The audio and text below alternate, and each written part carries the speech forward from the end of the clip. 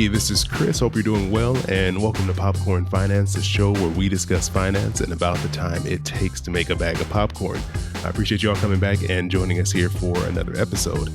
And today, I'm very excited to be joined by Sharon Epperson. She is CNBC's senior personal finance correspondent and lead contributor to CNBC's Invest in You. Sharon, how are you doing today? I'm doing well. How are you? I'm doing great. Thanks for taking some time out to join me today. It's great to be here. And, I was really excited to have you on because one of my favorite things to talk about is just being prepared financially and really in all other aspects of your life, because you never know what life is going to throw at you. And I know that's one of your focuses that you like to speak about a lot in the work that you do. With everything that's going on in this world, we have to be prepared for the unexpected because we had no idea what was going to be happening, many of us at this time, unless we were deep in sciences and following what some people were forecasting years ago. We had no idea that we'd be going through this coronavirus pandemic, and that was completely unexpected for so many people, particularly when it comes to the economic impact and the impact on their finances. So yes, when you can prepare for the unexpected, you need to plan. Like you said, no one saw this coming.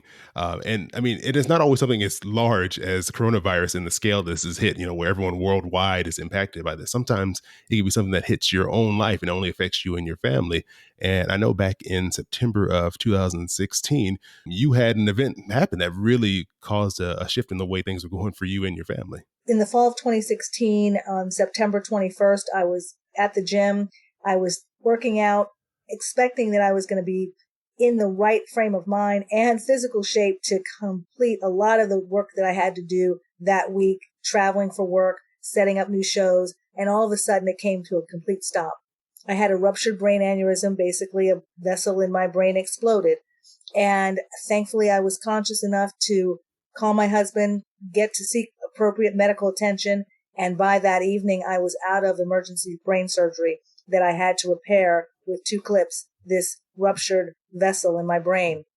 But what it caused me to do is to completely have a full stop in what I was doing and reevaluate, reprioritize, and approach my life in a completely different way. Who really would see that coming? I mean, had that been something that you had seen in your family in the past?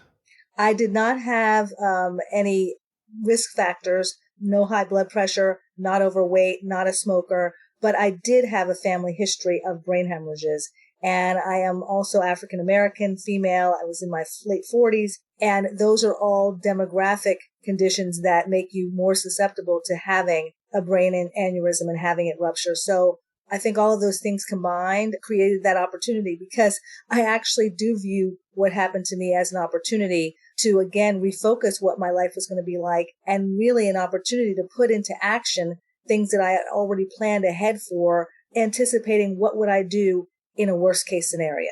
Yeah, and that's what I was going to ask you next, because this seems like this would definitely cause an interruption in your work life, your day-to-day life. How did you handle this, and how did this impact your family financially? Well, I didn't work for a year, and thankfully I had disability insurance. Thankfully I had an emergency fund, and I had great medical insurance as well. So all of those things helped to allow me to stay afloat financially. And in terms of making sure day-to-day expenses and bills were paid, I'd automated everything. So there was never an opportunity to miss a mortgage payment or a utility bill, or make sure that all the streaming services served my teenagers very well when I was ill.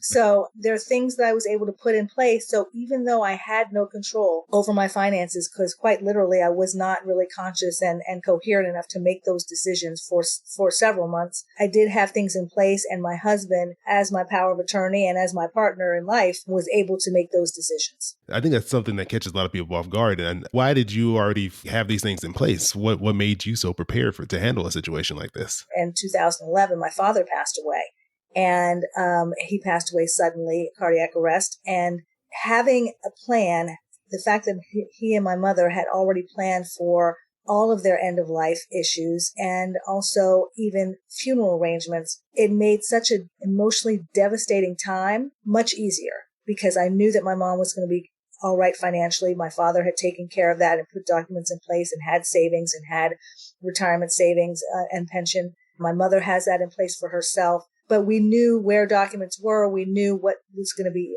taken care of and who some of the financial advisors were that were going to help them.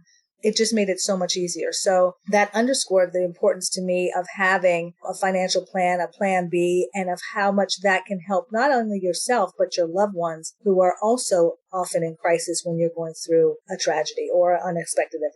This is the last thing you want to deal with is going through paperwork and figuring out what's supposed to be done in an emergency situation. You have so many other things on your mind. That's not where you want your time and attention to be. Exactly. And I did want to ask you this one last question, because it sounds like you were very prepared, and it sounds like there was many events that kind of led you to that point of putting yourself in a better position and being ready for anything that might come your way. Were there things that still popped up that caught you by surprise, or you found out that maybe you weren't prepared for when you had to deal with your own emergency situation? Well, I think, you can automate as much as you want, but there's still things that come in the mail and no mail was open I was in hospitals for over a month and no mail was open. My husband was focused on my care, and I don't know what I would have done in retrospect in terms of handling that situation. But in some of the things that we were dealing with in terms of knowing my password or knowing passwords to our accounts and things, I had all of that in my brain. So therefore I had to come up with new ones once my brain was fixed. So having a password manager, having somewhere where you've kind of listed all those things, I think that can be very helpful.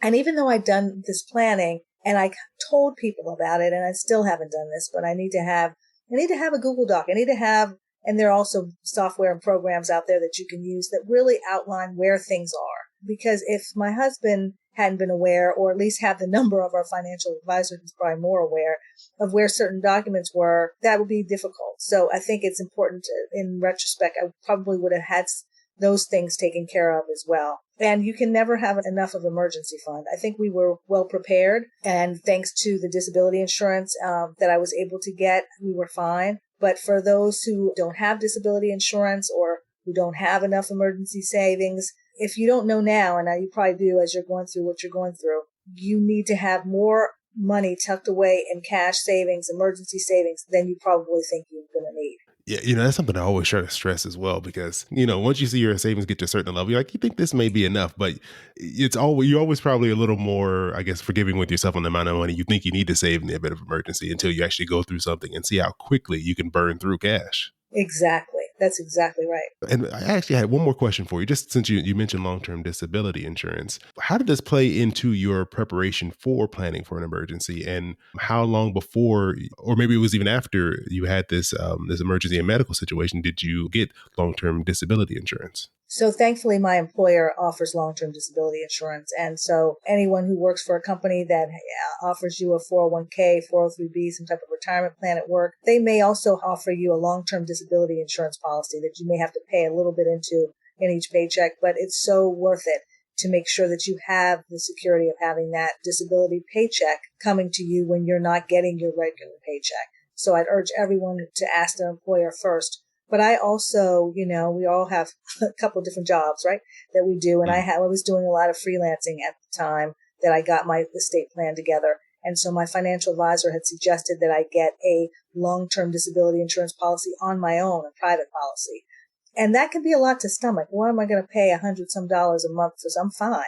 I'm in my 20s, I'm in my 30s. I don't need this.